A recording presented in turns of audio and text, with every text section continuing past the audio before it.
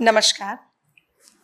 संस्कृतं ये प्रशंसन्ति ये च संशन्ति संस्कृतिं स्वदेशं ये च संशन्ति धन्यं जीवन्ति ते नरा। संस्कृतिने અને સ્વદેશની પ્રશંસા કરનાર, સન્માન કરનાર સૌ ધરા પર ધન્ય છે. ઓમ કોમ્યુનિકેશન દ્વારા આયોજિત વાઘમાધુરી સંસ્કૃત પર્વમાં ઉપસ્થિત સૌ સહૃદયો અને સંસ્કૃત અનુરાગીઓ સૌને સાદર વંદન. આદરણીય ગુરુવર્ય વિજય પંડ્યા સર, આયોજનના સૂત્રધાર મનીષભાઈ, પ્રેરક સુકુમાર પરીખ સર, અગ્રજા યોગિનીબેન અને આપ સૌ પુનઃ સૌને વંદન. આજનો મારો વિષય છે વિદ્યાપતિ રચિત પુરુષ પરીક્ષા. મૈથિલી સાહિત્યમાં મધ્યકાળના તોરણ દ્વાર પર જેમનું નામ સુવર્ણ અક્ષરોમાં અંકિત છે એવા મૈથિલ કોકિલ તરીકે જાણીતા કવિ વિદ્યાપતિ 14મી સદીના કવિ હતા. કવિ, સાહિત્ય રસિક અને શાસ્ત્રકાર તરીકેની બહુમુખી પ્રતિભા ધરાવનાર કવિ વિદ્યાપતિ ઉચ્ચ કોટીના વિદ્વાન હતા. તેમની રચનાઓ મુખ્યત્વે સંસ્કૃત, અવહટ અને મૈથિલી ભાષામાં પ્રાપ્ય છે. સંસ્કૃતમાં એમના મુખ્ય 10 ગ્રંથો છે જેમની વિશદ ચર્ચા પણ બેનશ્રીએ કરી, અને આ બધા જ ગ્રંથો એમના પાંડિત્યના દ્યોતક છે. સાથે સાથે કવિના યુગદ્રષ્ટા સ્વરૂપના પણ સાક્ષી છે. આ ઉપરાંત એમના કીર્તિ લતા અને કીર્તિ પતાકા અપભ્રંશ અવહટ્ટ ભાષામાં લખાયેલા ગ્રંથો છે. બંને ગ્રંથોનું ઐતિહાસિક અને સાહિત્યિક મૂલ્ય તો છે જ છે, પરંતુ આધુનિક ભારતીય આર્ય ભાષા પરના આ બંને ઉત્તમ ગ્રંથો છે. અને ગોરક્ષ વિજય એ ગદ્ય પદ્ય મિશ્ર ગ્રંથ છે, જેમાં ગદ્ય ભાગ સંસ્કૃતમાં અને પદ્ય ભાગ મૈથિલીમાં છે. બેને જેમ વાત કરીએ, મૈથિલી ભાષામાં રચાયેલ પદાવલીથી આપણા કવિ વિદ્યાપતિ એ ખૂબ પ્રસિદ્ધિ પામ્યા હતા. રાધા કૃષ્ણના વિવિધ ભાવોનું મિલન, પ્રણય, વિરહ વગેરે ભાવોની પદાવલી, પદો આમાં રચિત છે. અને બેને કહ્યું એમ બંગાળની શ્રુતિ પરંપરામાં વિદ્યાપતિના પદો અત્યંત લોકપ્રિય રહ્યા છે, અને ગૌડીય વૈષ્ણવ ભક્તોએ તો એમના પદોને ખૂબ સતર્કતાથી જાળવી રાખ્યા છે.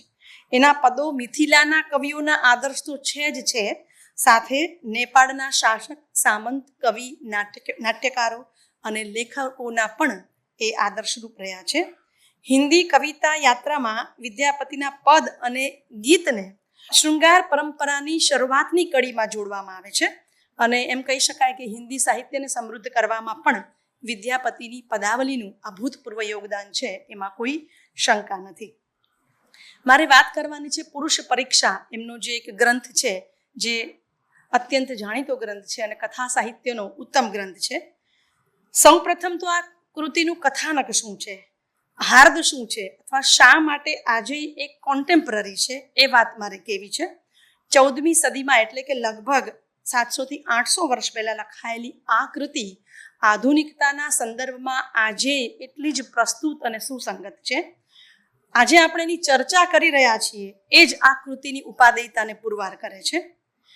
કન્યા માટે યોગ્ય પાત્ર શોધવું એ પિતા માટે હંમેશા મૂંઝવતો પ્રશ્ન હોય છે. પ્રાચીન કાળ હોય કે આધુનિક કાળ હોય, ત્યારે પણ મૂંઝવતો પ્રશ્ન હતો, અત્યારે પણ મૂંઝવતો પ્રશ્ન છે. બહુ વિચારણીય વાત છે અને 100 ગરણે પાણી ગાળીને પીવા જેવી વાત છે. હાઉ ટુ જજ a man, what are the criteria for choosing a bride for the daughter.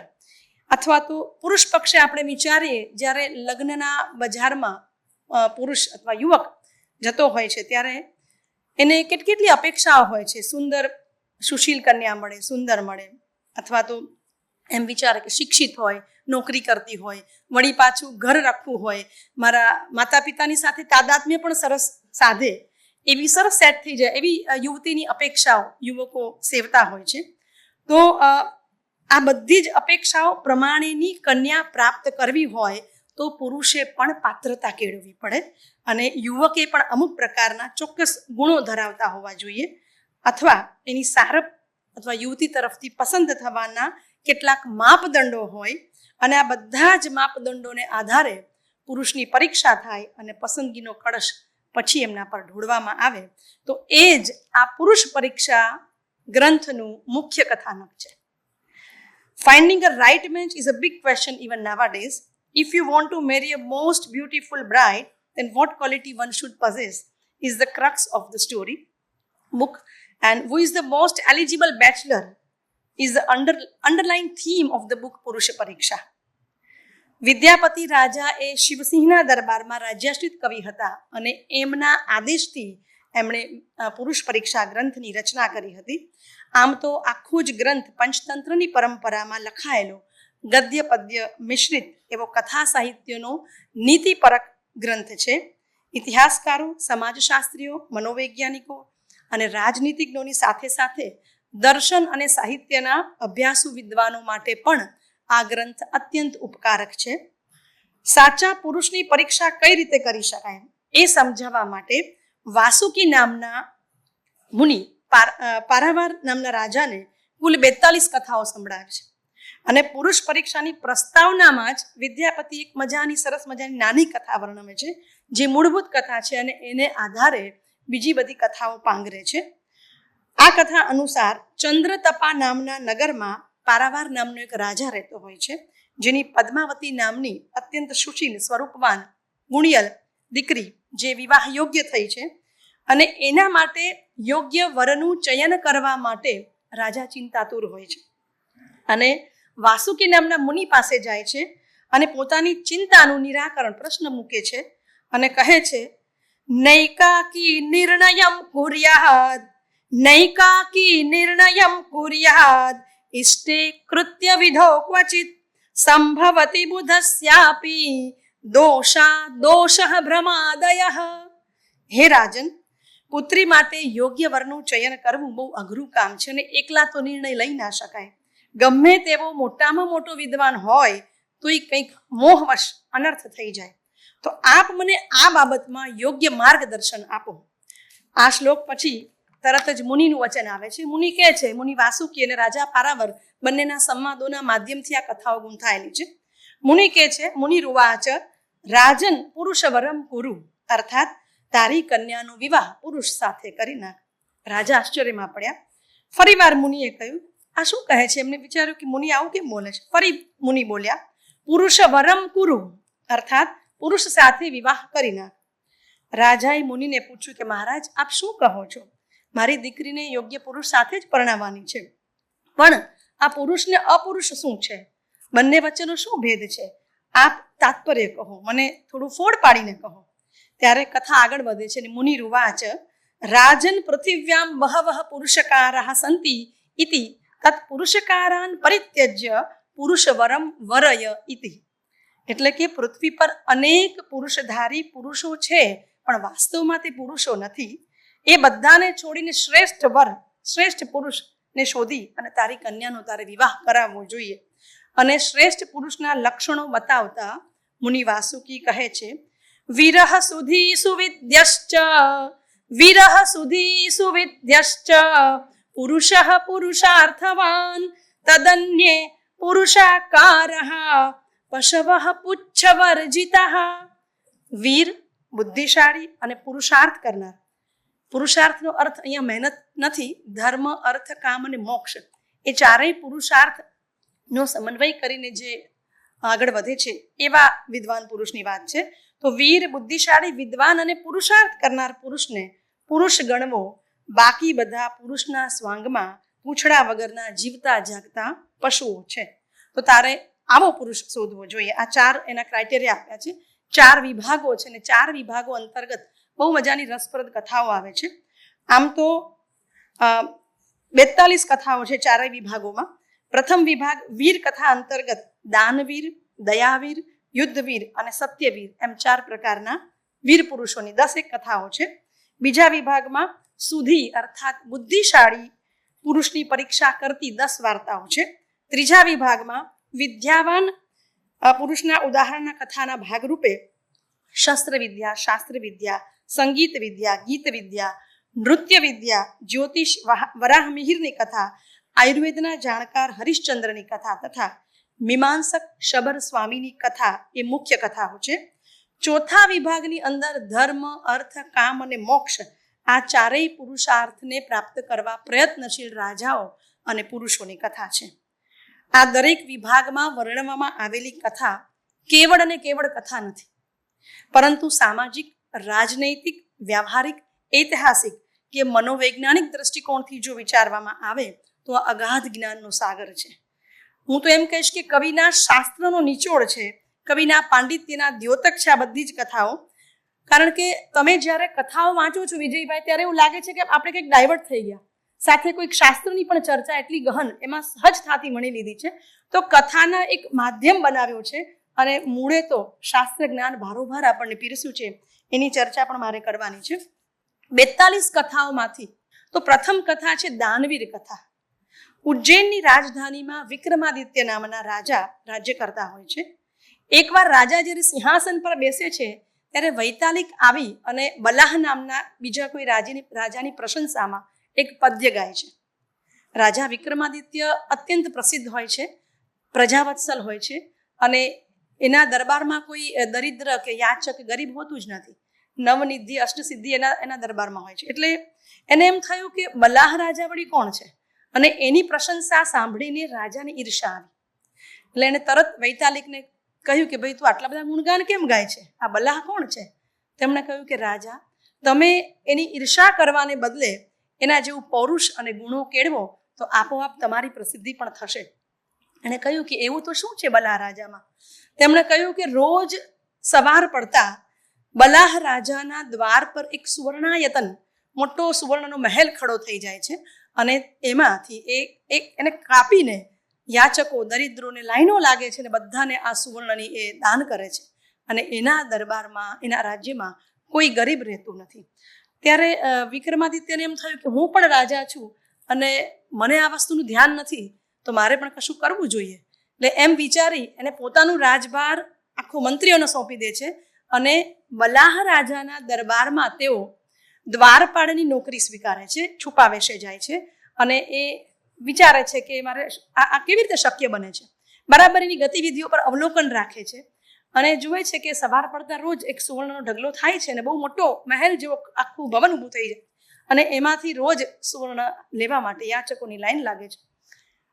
પછી એમણે એક વસ્તુ નોટિસ કરી કે રાજા રોજ રાત્રે, અડધી રાત્રે સ્મશાનમાં જાય છે, એનો પીછો કરે છે અને જુએ છે કે રાજા ક્યાં જાય છે અને શું કરે છે. તો એના આશ્ચર્ય સાથે એ ત્યાં પહોંચે છે તો જુએ છે કે સ્મશાનના ભૈરવો રાજાને દોરડાથી બાંધી દે છે, તેલનો ઉકળતો તવો હોય એમાં ફ્રાય કરે છે, નાખી દે છે રાજાને.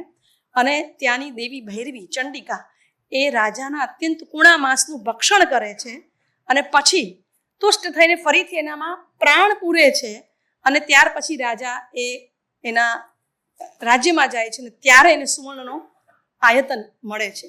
તો આ પ્રક્રિયા રોજની, વિક્રમાદિત્યએ જોયું કે આ રોજની પ્રક્રિયા છે. રોજ બરોજ લગભગ 4-5 દિવસ સુધી એને આ પીછો કર્યો અને વાત કરી કે રાજાને રોજ જવું પડે છે, રોજ મરવું પડે છે અને એના બદલામાં દેવી એને આ સુવર્ણનો ઢગલો રોજ મહેલ ખડો કરે છે. તો આ જોઈને વિક્રમાદિત્યને એમ થયું કે મારું પૌરુષ અથવા તો મારી જે શું કહેવાય દાનવીરતા છે એ બધું મને હીન લાગે છે. આ રાજા તો અત્યંત દાનવીર છે અથવા આ રાજા પાસે હું કશું જ નથી, એને પોતાનું એવું થયું. અને બીજે દિવસે વિક્રમાદિત્યને બદલે એ પોતે સ્મશાનમાં જાય છે. ત્યાં જઈ અને બલાહ રાજાનો જે ટાઈમ હોય છે જવાનો, એના કરતાં કલાક વહેલા જાય છે પોતે રાજા અને એ જ પ્રોસેસમાંથી પસાર થાય છે. એને પણ ભૈરવો બાંધી દે છે, તેલના તવામાં ફ્રાય કરે છે અને દેવી પ્રસન્ન થઈને પૂછે છે અને આ વાક્ય આવે છે કે ભાઈ રે વિક્રમાદિત્ય ત્વયા અહમ પરિતુષ્ટાસ્મિ તતો લબ્ધ અષ્ટસિદ્ધિરપી કિમર્થમ એતत् સાહસમ કરોષિ સંપ્રતિ તવ સાહસાત પરિતુષ્ટાસ્મિ ઇતિ વરમ વૃણુ. વિક્રમાદિત્ય ઉવાચ દેવી ભક્તવત્સલાસી તતો વિના મરણ સાહસમ એવ પ્રત્યહમ બલાહસ્ય દ્વારી સુવર્ણયાતનમ ઉત્પાદ્યતામ તથા ભવતુ ઇતિ વરમ દત્વા અંતર્બભુવ દેવી વિક્રમાદિત્ય સ્વરાજ્યમ જગામ. દેવી પરિતુષ્ટ થયા અને કહ્યું કે ભાઈ તું કેમ આટલું સાહસ કરે છે? તારા દરબારમાં તો તારા રાજ્યમાં તો કોઈ તૂટો નથી, ધનનો અભાવ નથી, કોઈ ગરીબ નથી, કોઈ દરિદ્ર નથી, તો છતાંય તે આ સાહસ કર્યું છે તો હું તારા પર પ્રસન્ન છું. તારે શું વરદાન જોઈએ છે?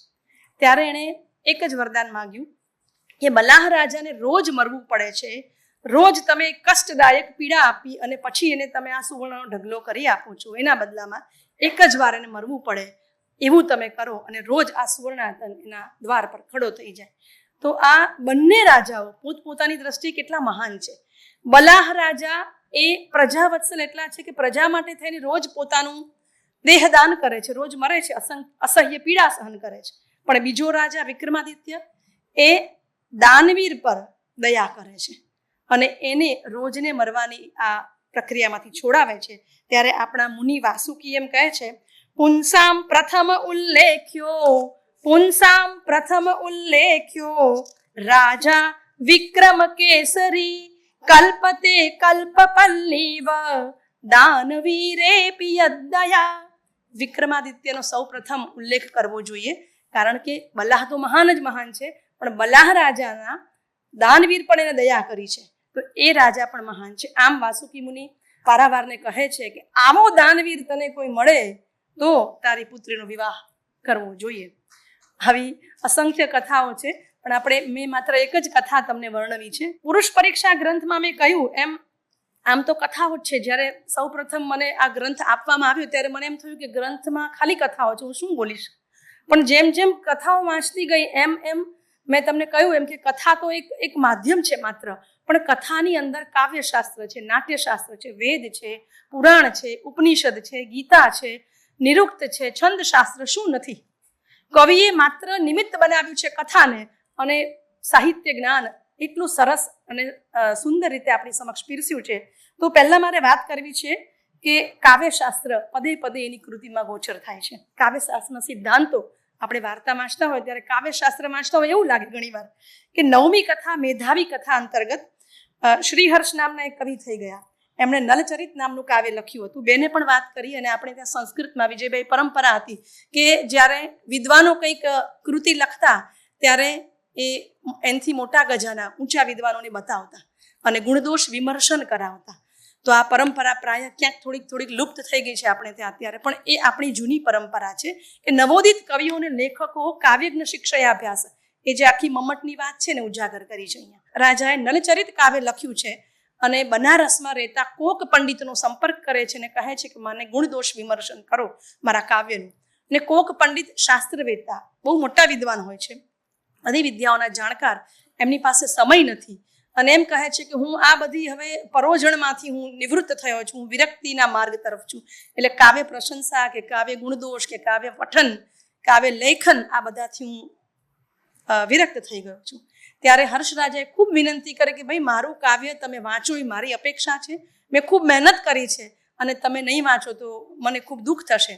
ત્યારે કોક પંડિતે એક શરત મૂકી કે હું રોજ મારા ગામથી નદીએ સ્નાન કરવા જઉં છું, એ 40 મિનિટનો રસ્તો છે આવવા જવાનો, એ 40 મિનિટ દરમિયાન તમારે તમારું પુસ્તક લઈને આવવાનું, મને સંભળાવવાનું અને હું સાંભળીશ.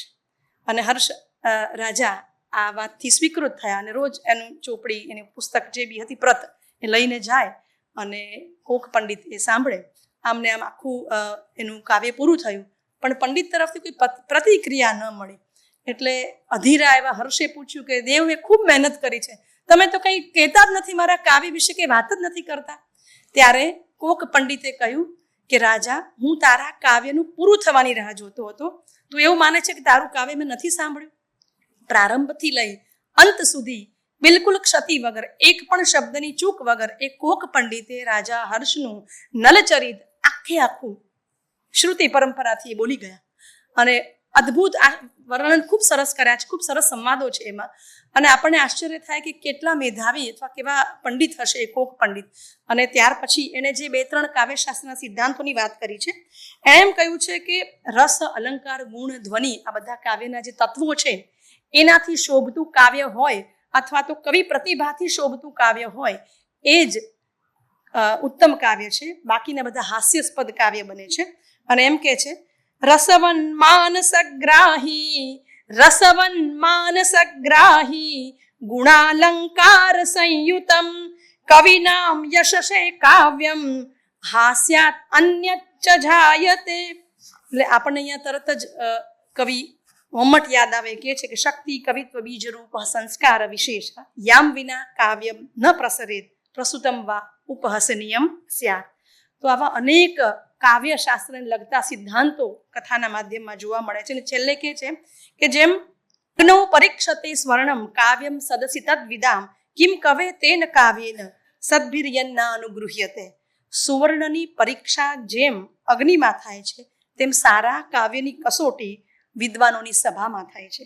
અને વિદ્વાનો વડે જો તારું કાવ્ય સ્વીકૃત નહીં થાય તો એ ઉત્તમ કાવ્ય નથી.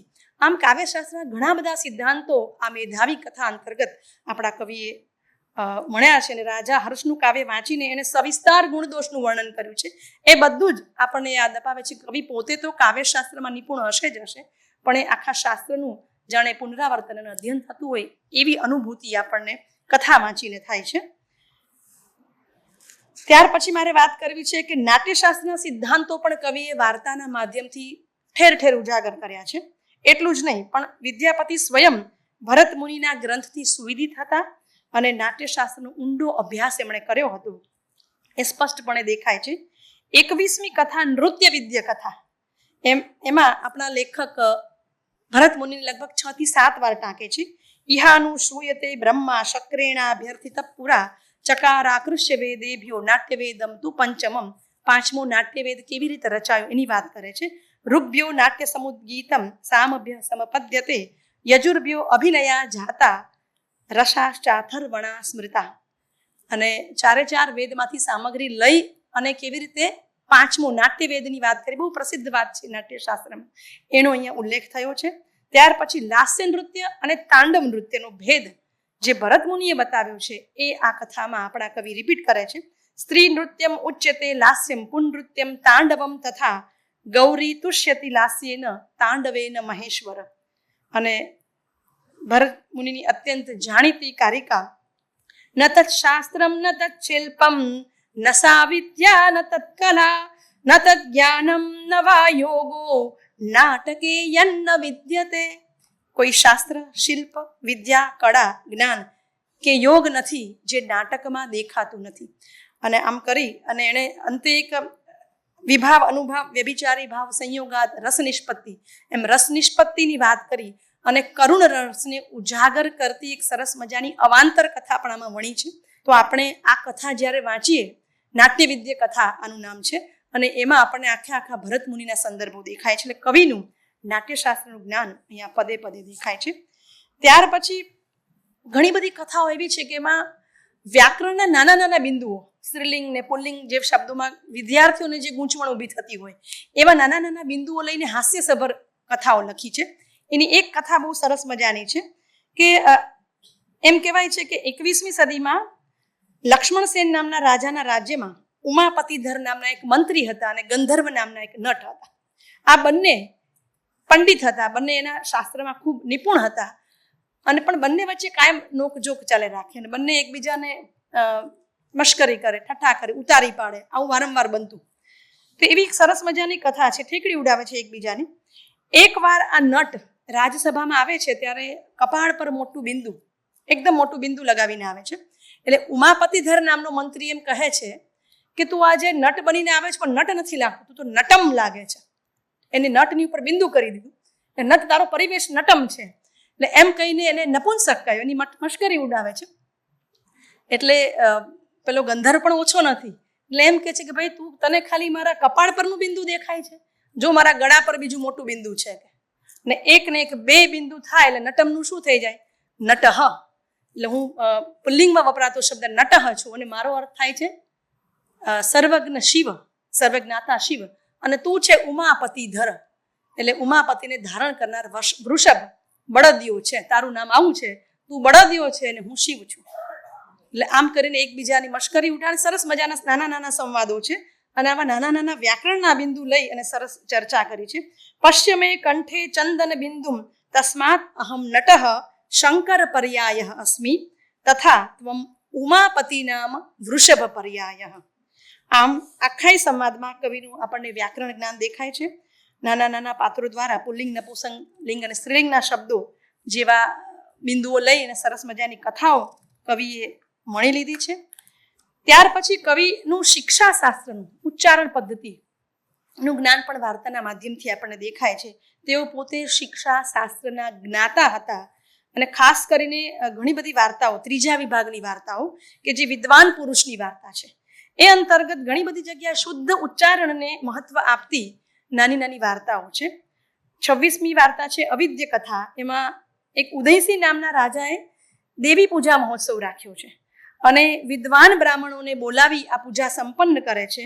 પણ આ વિદ્વાન બ્રાહ્મણોની સભામાં એક મૂર્ખ કુશ શર્મા નામનું બ્રાહ્મણ આવે છે, જેણે માત્ર પોપટની જેમ મંત્રો રચ્યા હોય છે અને અત્યંત ખોટા ઉચ્ચારણો કરે છે. એટલે વિદ્વાનોની સભામાં એ ખૂબ અવહેલિત થાય છે, અપમાનિત થાય છે અને ટીકાપાત્ર થાય છે. એ ઉચ્ચારણ બોલતો હોય છે ત્યારે વિદ્વાનો એની ઉચ્ચારણ પદ્ધતિની ખૂબ ટીકા કરે છે. મૂર્ખ બ્રાહ્મણની અનેક માત્રાગત ઉચ્ચારણોની યાદી અને શુદ્ધ ઉચ્ચારણોની યાદી વિશે વિશદ ચર્ચા આપણને આ કથામાં મળે છે. એના પરથી લગભગ 42 જેટલા ઉચ્ચારણોની વાત કરી છે. રસ્વ, દીર્ઘ, પ્લુત, ઉદાત, અનુદાત, સ્વરિત, આ બધા જ ઉચ્ચારણગત વિશેષતાઓની કવિએ વાર્તાના માધ્યમથી વાત કરી છે અને આપણને સ્પષ્ટ દેખાય છે કે કવિ શિક્ષાશાસ્ત્રીના પણ અધ્યેતા હતા. કેટલી બધી એમના શ્લોકો છે. આમ તો આ ગદ્ય પદ્ય મિશ્રિત આખો ગ્રંથ છે, પણ પોતે કવિ હતા એટલે કવિત્વનું કથાની સાથે એટલું જ ઉઘડીને બહાર આવે છે.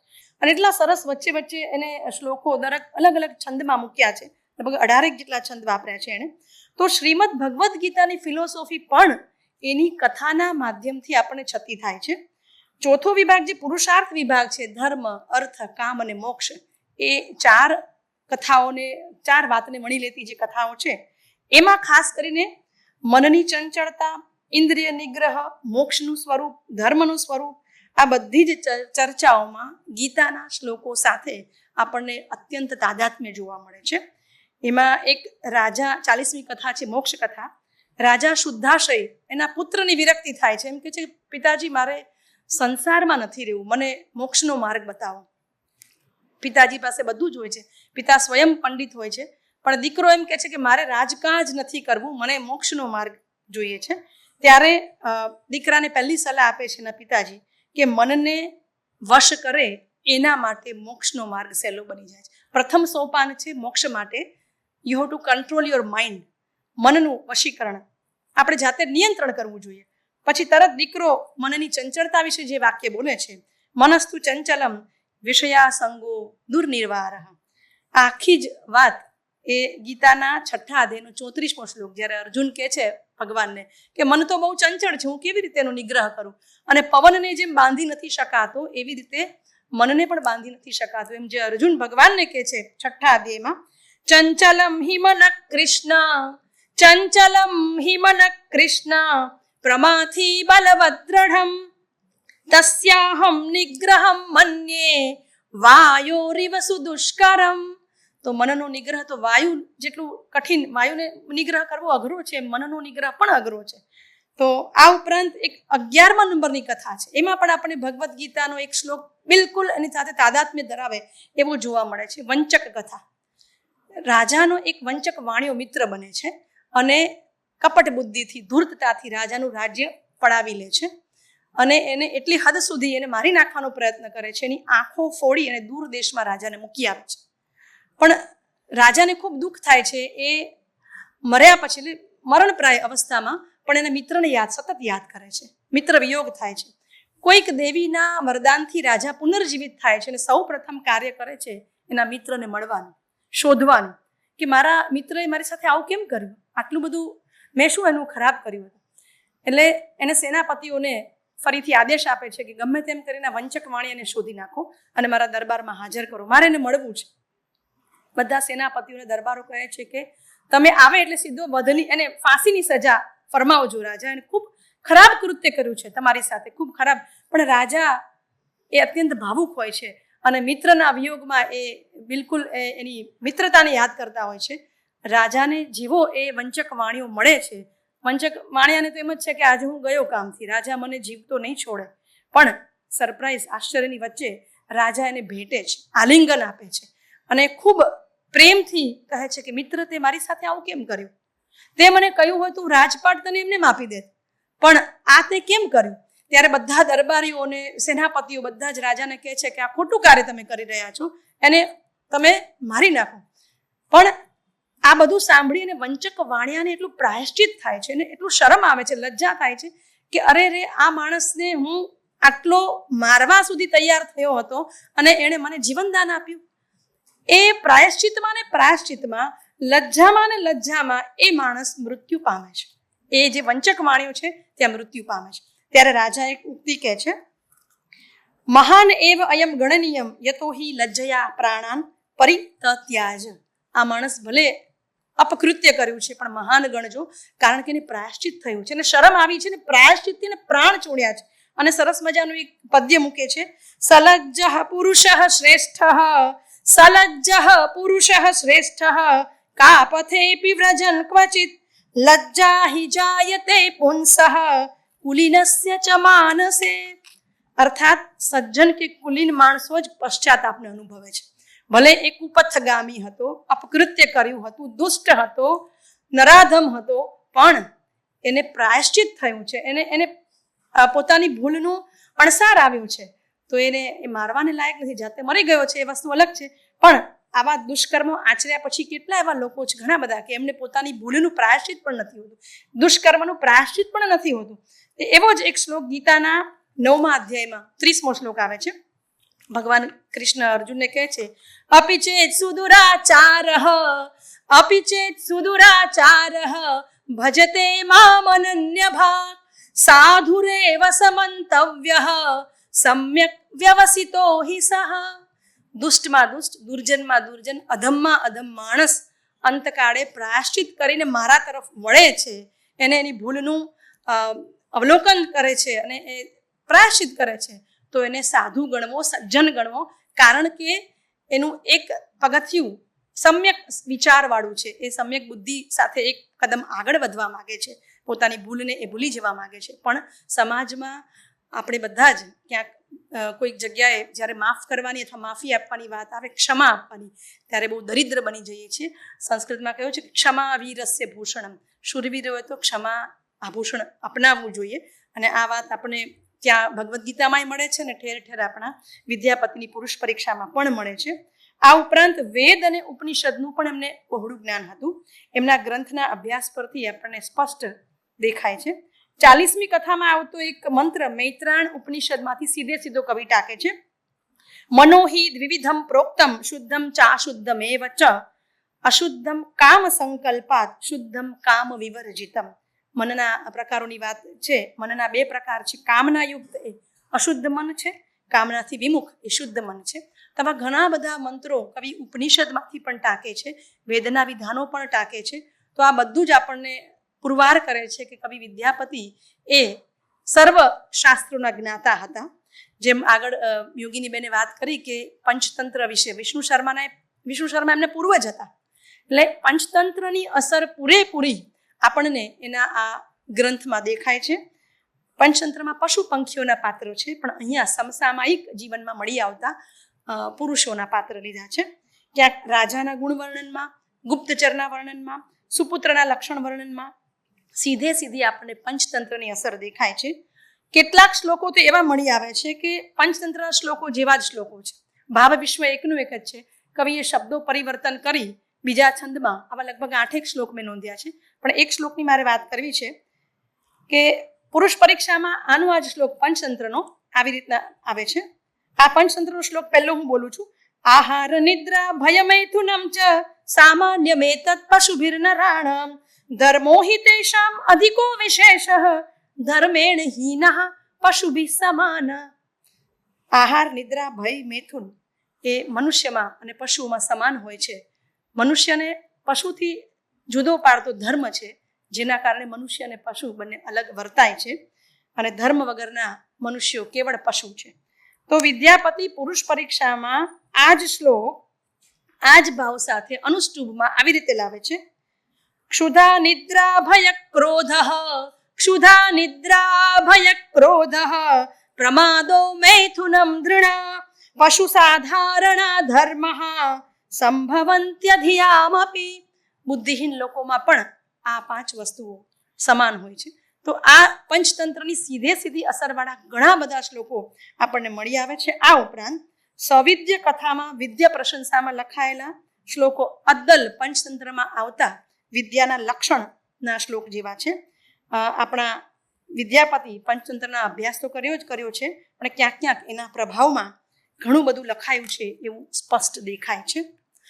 હવે મારે વાત કરવી છે એના રૂપક અને પ્રતીકો વિશે. એક જ પદ્યની વાત કરીશું. કેટલા સરસ મજાના રૂપકો, સિમ્બલ્સ અને પ્રતીકો એને વાપર્યા છે.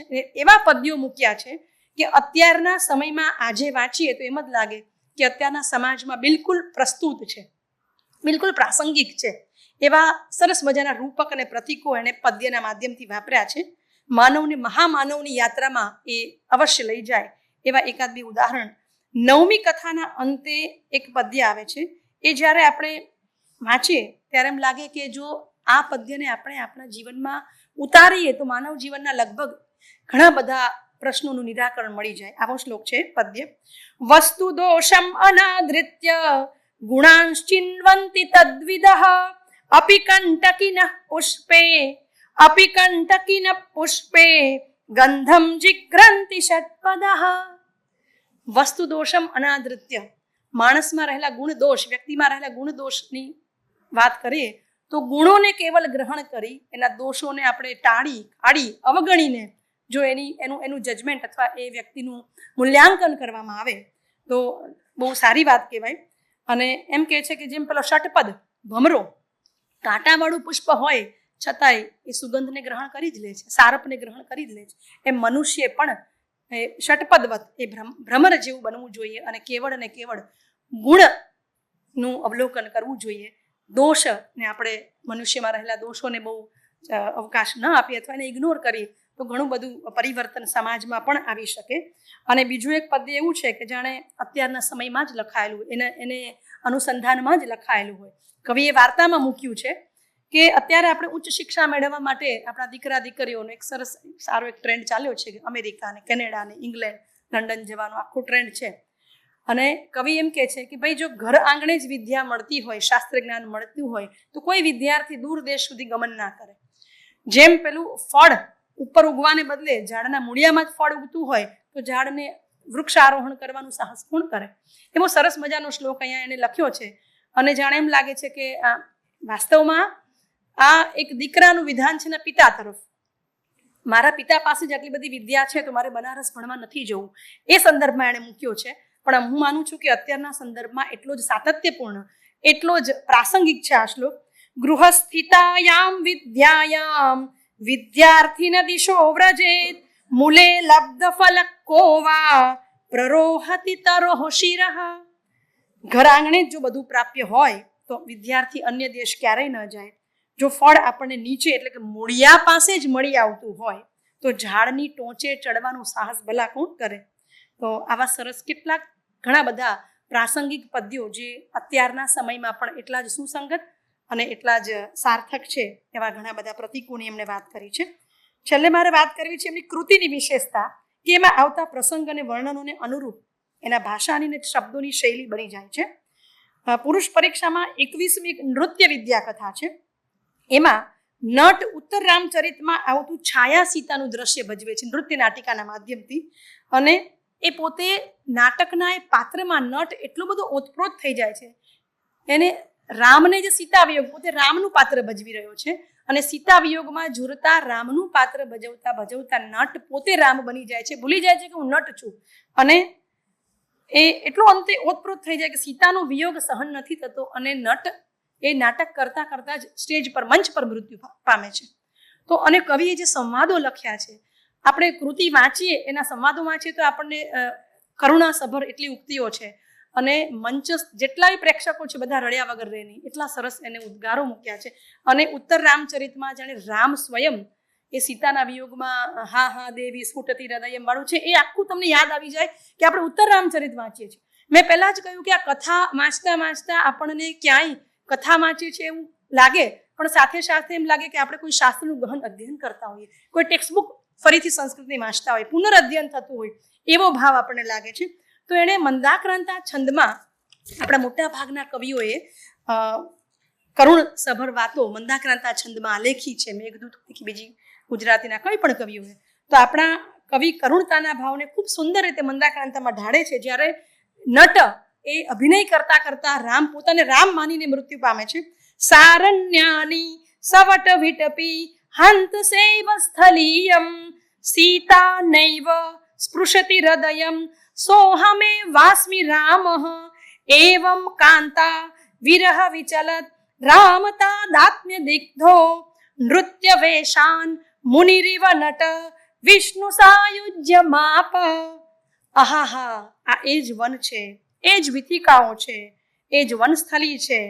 રામ પણ એ જ છે, પણ ક્યાં છે એ સીતા? રામના હૃદયને કેમ સ્પર્શતી નથી? આમ વિલાપ કરતો પોતાને નટ જ રામ જ માનતો વિષ્ણુ પદને પામી ગયો. તો કવિએ કરુણ રસને ખૂબ સરસ અહીંયા ઉપસાવ્યો છે, અને રસને ઉપસાવવા માટે યોગ્ય છંદ વાપર્યો છે. એવી જ રીતે શૃંગારના કોઈ પદ્યો હોય તો એ પ્રકારેના એને પદ્યો વાપર્યા છે. વિદ્યાપતિનું મેં કહ્યું કે આ ગ્રંથ આમ તો કથાનો ગ્રંથ છે, પણ કવિની લેખની ગદ્યની સાથે પદ્યમાં પણ અત્યંત કસાયેલી જોવા મળે છે. અને કવિતા પ્રત્યેનો એમનો વિશેષ રાગ પદે પદે છલકે છે. એના અનુપ્રાસ અને યુદ્ધના વર્ણનોમાં લખાયેલા જુસ્સાસભર શ્લોકો, ઓજસ્વી ગુણથી ભરેલ સંવાદો અને વર્ણનો અવશ્યની આગવી પ્રતિભાના દર્શન કરાવે છે.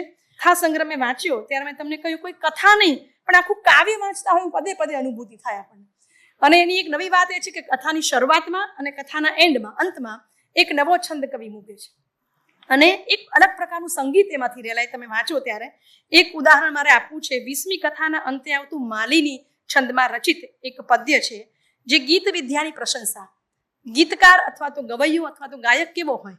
પશુ પણ એના ગીતથી હલી જાય. પેલું જડ વસ્તુ હોય એમાં પણ ચેતનત્વ સ્ફુરે. તો આવી એક વાર્તા એને લખી છે, ને ત્યાં માલિની પદ વાપર્યું છે, અને અત્યંત સંગીતમય. એ જ્યારે વાંચે ત્યારે એમ લાગે કે આ કવિ કથા લખતા જ નથી, આ તો કવિતા જ લખે છે. તો એ પદ્ય મારે આપવું છે અહીંયા. શ્રવણ હૃદયવંતમ પ્રાણીનામ જીવલોકે પશુમપી પરિતુષ્ટમ ગીત વિદ્યા કરોતિ પશુજન પરિતોષે યસ્ય વિદ્યા સમર્થા પ્રભવતિ પરિતોષઃ તદ્વિદા કિમ ન તસ્માત. પ્રભવતિ પરિતોષઃ તદ્વિદા કિમ ન તસ્માત. જ્યારે પશુ સ્વયં અથવા જળ વસ્તુઓ પણ હલી જાય એવા ગીતની પ્રસ્તુતિ થાય ત્યારે ખરો ગાયક છે, ખરો ગીત વિદ્ય છે. અને હે રાજા પારાવાર, ફરીવાર મુનિ વાસુકીનો સંદર્ભ આપણે લઈએ તો આવો નટ કે આવો ગીત વિદ્ય હોય એને પણ વિદ્યાવાન ગણવો, અને એ તારી પુત્રી માટે યોગ્ય વર હોઈ શકે. તો મેં કહ્યું એમ કવિ જ્યારે કથા લખે છે ત્યારે એનું કવિ તત્વ પદે પદે દેખાય છે. ગદ્ય અને પદ્યમાં, એના ગદ્યમાં પણ પદ્યના પડઘા ઝીલાય છે. કારણ કે વિદ્યાપતિ કવિ કોકિલનું બિરુદ એને મળ્યું છે, કવિ મેથિલ, અને એ પહેલા કવિ પ્રથમ છે અને વાર્તાકાર પછી છે. તો એનું કવિ તત્વ અહીંયા આપણને વારે વારે ઉઘડીને બહાર આવે છે. મેં વાત કરી એમ દરેક છંદમાં, દરેક શરૂઆતમાં અને અંતમાં એક નવો છંદ એ વાર્તામાં આવે છે, જે વાર્તાને લયબદ્ધતા બક્ષે છે. વાર્તાના માધ્યમથી રાજનીતિના ગહન સિદ્ધાંતો હોય, વ્યાવહારિક જ્ઞાન હોય કે સાહિત્યના સિદ્ધાંતો હોય, એ બધું જ કવિએ સરળતાથી વણી લીધું છે. અને એની શૈલીની વાત કરીએ તો વૈદર્ભી શૈલી પુરુષ પરીક્ષામાં, માધુર્ય અને પ્રસાદ નામના ગુણો પુરુષ પરીક્ષામાં સાદ્યંત જોવા મળે છે. કવિએ ક્યાંય લાંબા વર્ણનો કે સામાસિક શબ્દો નથી લીધા, એ ટાળ્યા છે, જેથી વિષયાંતર વગર વાચક એ કથાના રસને એક ધારો માણી શકે. છંદની વાત કરીએ તો 17 જેટલા એને વિવિધ છંદો વાપર્યા છે, 20 જેટલા અલંકારોનું એને બાહુલ્ય સફળ પ્રયોગ કર્યો છે. અને પુરુષ પરીક્ષા ગ્રંથની શૈલીમાં જે અનેક ગુણો છે એ કર્તાને અને કૃતિને બંનેને કાલજયી બનાવે છે. એમાં કોઈ બે મતની વાત નથી. અને વિદ્યાપતિની જે પુરુષ પરીક્ષા છે અંતે મારે એમ કેવું છે કે એની પૂર્વગામી કથાકારોનું જે હાર્દ હોય છે અથવા એનું જે કથિતવ્ય છે, એનો જે ઉદ્દેશ છે, એ જ ઉદ્દેશ આપણા કવિએ જાળવી રાખ્યો છે. માનવ મૂલ્યો, નીતિમત્તા, સંસ્કૃતિનું જતન અને સંરક્ષણ એ આ ગ્રંથનો ઉદ્દેશ રહ્યો છે. વિદ્યાપતિના પૂર્વચારીના ગ્રંથો પર આપણે દ્રષ્ટિપાત કરીએ, તેઓએ પણ વાર્તાના માધ્યમથી ઉત્તમ સમાજ નિર્માણ, ચરિત્ર નિર્માણ, આપણી સંસ્કૃતિની વિરાસત જાળવવાનું મહાન કાર્ય કર્યું છે. આપણને યાદ છે બધાને કે 12મી કે 13મી સદીમાં લખાયેલ સિંહાસન 32 પુત્રીની જે વાર્તાઓ છે, એમાં વિક્રમાદિત્યનું રાજ્ય જ્યારે ભોજને મળે છે ત્યારે એક પેલી પુતળીઓ આવીને પૂછે છે કે તમારા પાસે આવા ગુણ છે, તમે આવા ગુણો ધરાવો છો તો તમે શાસક બનવાને લાયક છો. તો આખી જ કથાઓમાં, જેને કહેવાય ને આપણી પરંપરામાં, character has become the major test of character, ચરિત્રની પરીક્ષા એ બિંદુ પર આપણી કથાઓ, પંચતંત્ર હોય કે વેતાલ પંચીશી હોય કે હિતોપદેશ હોય કે આપણા પુરુષ પરીક્ષાકારના વિદ્યાપતિએ એ જ ઉદ્દેશને જાળવી રાખ્યો છે અને એ જ પરંપરામાં ટેસ્ટ ઓફ ધ કેરેક્ટર એ મેજર થીમ બનાવી અને માપદંડો, શાસકના અમુક માપદંડો હોવા જોઈએ શાસક પક્ષે, રાજા પક્ષે, તો જ ઉત્તમ વ્યક્તિ નિર્માણ, ચરિત્ર નિર્માણ અને તે દ્વારા સમાજ નિર્માણ શક્ય બને છે. એ સુદીર્ઘ પરંપરા આપણા વિદ્યાપતિએ જાળવી રાખી છે અને ટેસ્ટ ઓફ કેરેક્ટરને મેઇન થીમ, મુખ્ય હાર્દ, કથાનક બનાવીને આ 42 કથાઓ લખી છે, જે વાસ્તવમાં તો ઉત્તમ સમાજના નિર્માણની જ વાત છે. અને લગ્નોત્સક યુવકને સુંદર સુશીલ કન્યા કેવી રીતે મળે એ વાત વણી અને 42 કથાઓ પુરુષ પરીક્ષામાં વણી છે. કેવા ગુણો એ પુરુષ માત્રમાં નહીં, માનવ માત્રમાં બધા ગુણો હોવા જોઈએ, તો જ ચારિત્ર નિર્માણ અને સમાજ નિર્માણ શક્ય બને. એ ધ્વનિ આપણને વારંવાર એની વાર્તાઓમાંથી મળે છે. મારે અંતે એટલું જ કહેવું છે કે વિદ્યાપતિની આ કૃતિ માત્ર વાર્તા કે માત્ર કથા નથી, પણ લેખકના પાંડિત્યનો નિચોડ છે. અને સાહિત્ય, સંગીત, કળા, વેદવિદ્યા, ઉપનિષદ, જ્યોતિષશાસ્ત્ર, મીમાંસા, વ્યાકરણ અને સાહિત્યના ગહન સિદ્ધાંતોને રમતા રમતા એકદમ સાહજિકતાથી આ કવિએ કથાના માધ્યમથી વણી લીધા છે. અને એણે ક્યારેય ભૂતકાળને વાગોડ્યા વગર સીધું વર્તમાનને નિરૂપ્યો છે. માણસ અને એના જીવન સાથેની સીધી વાતો કરી છે. મધ્યકાળના સંસ્કૃત કથાકાર વિદ્યાપતિએ રાષ્ટ્રનેતા, સમાજસેવક, સમાજ સુધારક બનીને સંસ્કૃત જગતમાં એક અમિટ છાપ ઊભી કરી છે. જીવનની નરી વાસ્તવિકતાઓને કથાની ખરેલમાં ઘૂંટતા વિદ્યાપતિની કૃતિ એ સંસ્કૃત સાહિત્યને ખરેખર ઉત્તમ ભેટ છે. આવી અનેક કૃતિઓ વિજયભાઈ કાળની ગરતામાં ખોવાઈ ગઈ છે અને આ કૃતિઓ આજેય પ્રસ્તુત છે, આજેય કોન્ટેમ્પરરી છે અને આવી કૃતિઓના અભ્યાસ અને વિવેચન થવા જોઈએ. અને મનીષભાઈ અને ઓમ કોમ્યુનિકેશન જેવી સંસ્થાઓ આવી કાલંજયી કૃતિઓને શોધી અને પુનર્જીવિત કરવાનું જે ભગીરથ કાર્ય કરી રહ્યા છે, એમના માટે આપણે માને તેટલો આભાર એમનો ઓછો.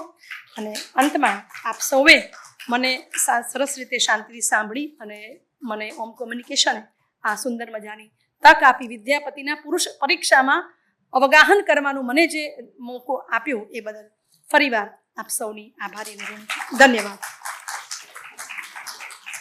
બંને વક્તાઓના વક્તવ્યથી આપણને કંઈ વિશેષ પ્રાપ્તિ થઈ હોય તો બંને વક્તાઓનું ખૂબ તાળીથી અભિવાદન કરીએ. બંને વક્તાઓને વંદન, બંને વક્તાઓનો આભાર. આપ સૌ સમય ખર્ચીને આવ્યા એ માટે આપનો આભાર. આ કાર્યક્રમની નોંધ જે કે ગુજરાતી અંગ્રેજી અખબારો લીધી એ તમામ અખબારોના તંત્રશ્રી, રિપોર્ટરશ્રી, ફોટોગ્રાફરશ્રીનો આભાર. જેમને નિમંત્રણ કાર્ડ કુરિયરથી નથી મળતા તો તેઓ બહાર પોતાનો વોટ્સઅપ નંબર લખાવી શકે છે. તો એ માધ્યમ દ્વારા અમે આગામી કાર્યક્રમોની જાણ કરીશું. જેમણે અગાઉ વોટ્સઅપ નંબર લખાવ્યો છે અને છતાં પણ મેસેજ નથી મળતા તો એની વિશેષ નોંધ લઈને મને મળવું. એક સમૂહ તસવીર લીધા બાદ કાર્યક્રમ પૂર્ણ જાહેર થશે. બહાર આઈસ્ક્રીમની વ્યવસ્થા છે, એને ન્યાય આપશો. આપ સૌનો પુનઃ